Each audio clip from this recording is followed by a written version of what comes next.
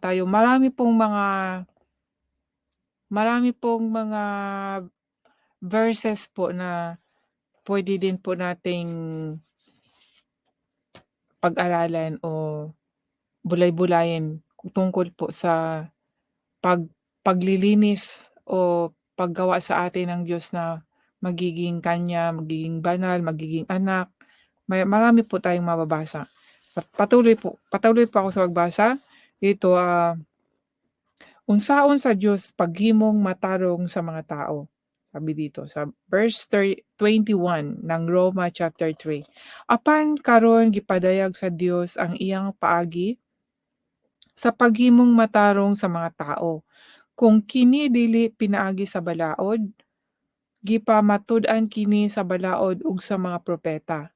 Gihimong matarong sa Dios ang mga tawo pinaagi sa ilang pagtuo kang Hesukristo." O, 'di ba? Gihimo tang matarong pinaagi kay Kristo, pinaagi sa pagtuo. Yan po mga kaibigan, faith. Kaya yung yung iba ano kasi siyempre nakita nila ako ay isang makasalanan, swail sa nanay, laging lumalaban. Yun ang mga na-image nila hanggang ngayon. Tapos 'pag nagsasalita ako ng salita ng Diyos, ayaw nilang makinig dahil makasalanan ako, sa mata nila, eh. Yun po yung mga ibang reason ng mga ibang tao. Tapos sabi dito sa verse 23, nakasala ang tanang mga tawo. Nakasala ang tanan og nahilayo sa himaya sa Dios. Apan pinaagi sa grasya nga gigasa sa Dios ngadto kanila, mahimo silang matarong pinaagi kang Kristo nga nagluwas kanila. Gihatag siya sa Dios aron pinaagi sa iyang dugo. O, 'di ba mga kaibigan, mapasaylo ang mga sala sa motuo kaniya. O, klaro mga kaibigan, 'yan po ang sinabi ko na tayo kahit gaano pa karami o kadumi ng ating mga kasalanan, na kahit pa gaano ka ka-dark ang ating puso, mawawala po 'yan mga kaibigan. Hindi lang po talaga sa iyong faith, kahit pa mismo po sa sarili natin. Masasabi ko bakit, testimony ko po, nung mga 2012, before 'no, backward pala. Ah, Isa po ang sa puso ko po lagi po yung galit. Galit, anger is sin po pala 'yan. Yun po ang nakatahan sa puso ko mga kaibigan. Nagkaroon po ako ng galit, hatred kahit sa sarili ko po. Bakit nagkaroon? Dahil sa mga problema. Problema sa Pilipinas, problema dito, kaya ang nasa puso ko po ay galit. Pero yun, ito po, isa po sa inalis sa'kin ng Diyos yung galit ko. I thank God talaga kay Lord na lagi ko hanggang ngayon lagi ko pa ring pinagdasal na, put the love of God 'no, kasi pinaramdam niya sa akin na He loves me very much. Kahit na napakamaraming kasalanan ko, ay minahal niya ako.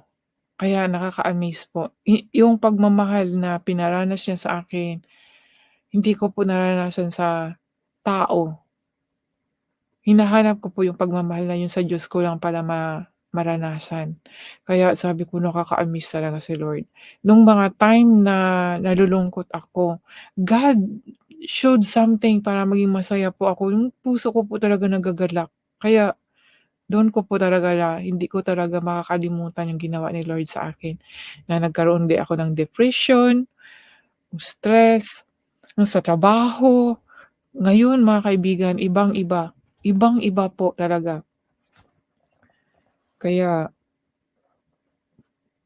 have faith in Christ Jesus lang po talaga tayo. Dahil sinabi dito, pinaagi sa ilang pagtuo kang Hesukristo kay nagsama man ang tanang mga tawo Nagkasala ang tanan nga nahilayo ug nahilayo sa himaya sa Dios apan pinaagi sa grasya nga gigasa sa Dios ngadto kanila mahimo silang matarong pinaagi kang Kristo Hesus nga nagluwas kanila. Si Jesus Christ po ang nagluwas sa atin. Gitawag siya sa Dios aron pinaagi sa iyang dugo mapasaylo ang mga sala sa motuo kaniya. Niining paagiha gipakita sa Dios ang iyang pagkamatarong ug tungod sa iyang pagkamailubon wala niya tagda ang ilang mga sala kaniadto. O 'di ba mga kaibigan, ang atong mga sala kaniadto ay wala na, dili na niya 'to, tagdon. Apan karon gitagad na niya ang mga sala sa mga tawo aron pagpakita nga siya matarong ug himuon niyang matarong ang tanan nga motuo kang Hesus. 'Yan po mga kaibigan. Kaya ang ating mga kasalanan ngayon 'pag nagkasala tayo ay tagdon para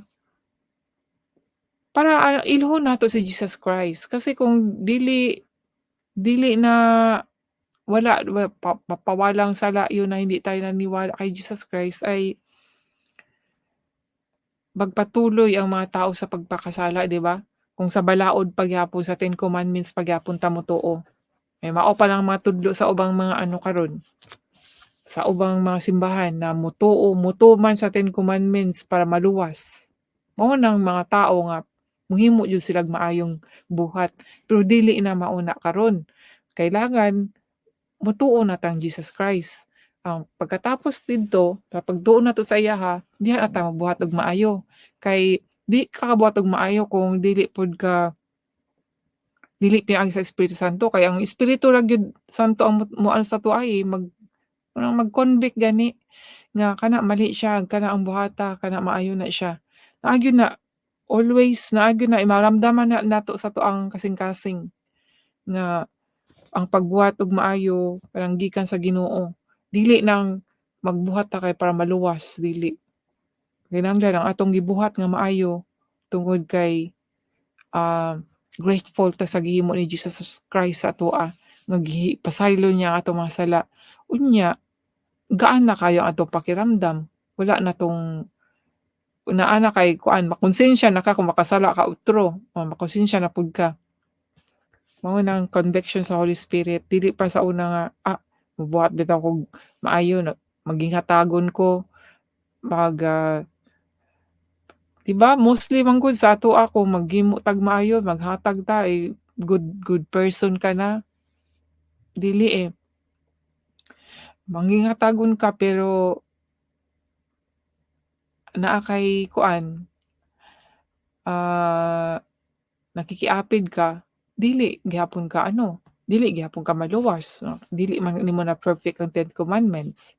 So kailangan gyud nato ang si Jesus Christ para ma-perfect, kay siya ra gyud makaano kay once na, naligtas na kang Jesus Christ unya nituo jud ka niya, ma-feel nimo ang iyang love, dili ka makahimo dayon og kanang kuan, sala, kay naa naman kay pag-ibig sa Ginoo.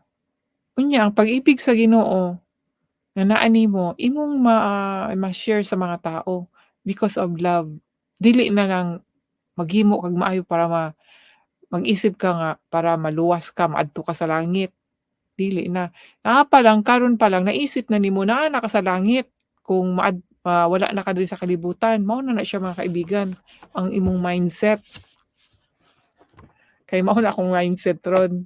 Mao ning akong nag-share ko sa ako ang kani sa word ni God, kay ako aning grateful ko sa iyang gihimo sa kuha and because of His love na kinahanglan ang mga tao makadungog sa iyang mga pulong para para maibal-an ang kamatuoran niya.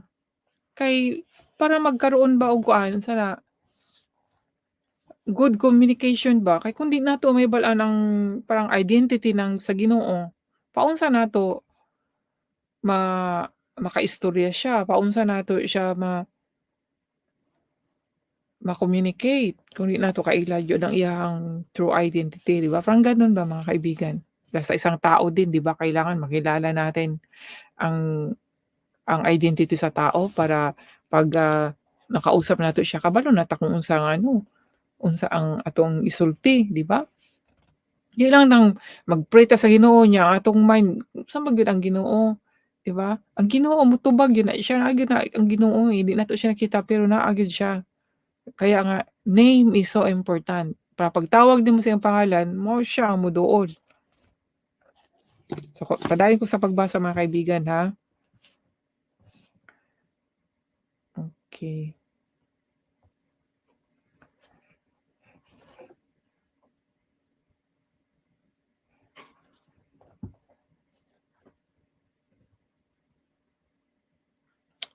Karon unsa na may angay tang ipanghambog, wala nganuman.